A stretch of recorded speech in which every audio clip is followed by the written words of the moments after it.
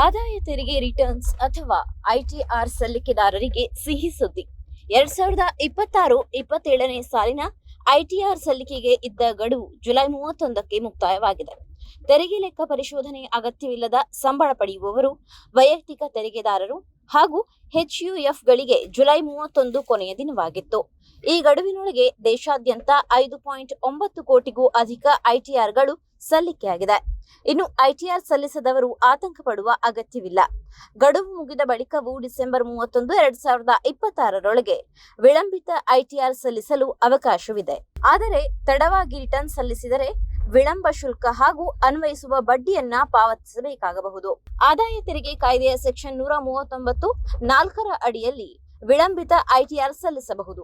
ವಾರ್ಷಿಕ ಆದಾಯ 5 ಲಕ್ಷದವರೆಗೆ ಇದ್ದರೆ ಗರಿಷ್ಠ 1,000 ರೂಪಾಯಿ ವಿಳಂಬ ಶುಲ್ಕ ಅನ್ವಯಿಸಬಹುದು. 5 ಲಕ್ಷಕ್ಕಿಂತ ಹೆಚ್ಚಿನ ಆದಾಯ ಹೊಂದಿದವರಿಗೆ 5,000ದವರೆಗೆ ವಿಳಂಬ ಶುಲ್ಕ ವಿಧಿಸಬಹುದು. ತೆರಿಗೆದಾರರ ಒಟ್ಟು ಆದಾಯದ ಮೂಲ ವಿನಾಯಿತಿ ಮಿತಿಗಿಂತ ಕಡಿಮೆ ಇದ್ದರೆ ಕೆಲವು ಸಂದರ್ಭಗಳಲ್ಲಿ ವಿಳಂಬ ಶುಲ್ಕ ಅನ್ವಯಿಸದೇ ಇರಬಹುದು. ಇನ್ನು ತೆರಿಗೆ ಬಾಕಿ ಉಳಿಸಿಕೊಂಡಿರುವವರಿಗೆ ಮತ್ತೊಂದು ಹೊಡೆತ ಎದುರಾಗಬಹುದು. ಜುಲೈ 31ರ ಗಡುವಿನ ನಂತರ ಪಾವತಿಸಬೇಕಾದ ತೆರಿಗೆ ಬಾಕಿ ಇದ್ದರೆ ಆಗಸ್ಟ್ 1ರಿಂದ ಅನ್ವಯಿಸುವ ಬಡ್ಡಿ ಲೆಕ್ಕಾಚಾರವಾಗಬಹುದು. ತೆರಿಗೆ ಬಾಕಿ ಪಾವತಿಸುವವರೆಗೆ ಬಡ್ಡಿ ಮುಂದುವರಿಯುವ ಸಾಧ್ಯತೆ ಇದೆ. ತೆರಿಗೆದಾರರಿಗೆ ರಿಫಂಡ್ ಬರಬೇಕಿದ್ದರೆ ಐಟಿಆರ್ ತಡವಾಗಿ ಸಲ್ಲಿಸುವುದರಿಂದ ರಿಫಂಡ್ ಪ್ರಕ್ರಿಯೆಯಲ್ಲೂ ವಿಳಂಬವಾಗುವ ಸಾಧ್ಯತೆ ಇದೆ. ಹೀಗಾಗಿ ಗಡುವು ತಪ್ಪಿಸಿಕೊಂಡವರು ಸಾಧ್ಯವಾದಷ್ಟು ಬೇಗ ಐಟಿಆರ್ ಸಲ್ಲಿಸುವುದು ಸೂಕ್ತ.